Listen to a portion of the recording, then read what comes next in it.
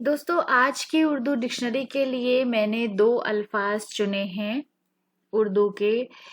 एक है हिलाल और एक है हलाल।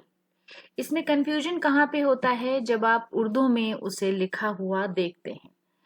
तो दोस्तों याद रखिए कि जब आप छोटी हे, लाम अलिफ और लाम पढ़ रहे हैं तो वो हिलाल है, यानी छोटी हे के नीचे एक जेर है जिसका मतलब होता है मून, चंद्रमा, या अगर आप सीधी जबान में समझना चाहें कि शुरू महीने का चांद।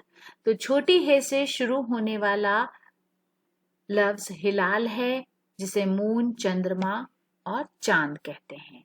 उसके बाद अगर वो बड़ी हे से है, बड़ी हे, लाम अलिफ और लाम, तो वो है हलाल। हलाल का मतलब होता है परमिसेबल, लॉफुल या लीगल, जिसे हम हिंदी में शास्त्रानुकूल भी कह सकते हैं। उर्दू में उसे आसान जबान में जायज समझा जाता है।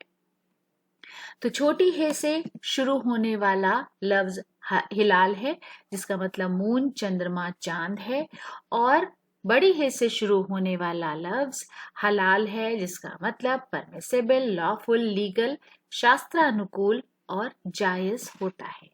तो दोस्तों, आज के वीडियो के लिए ये हमारी पेशकश थी। अगले वीडियो के लिए चैनल को जरूर सब्सक्राइब करें। वीडियो देखने के लिए बहुत बहुत शुक्रिया।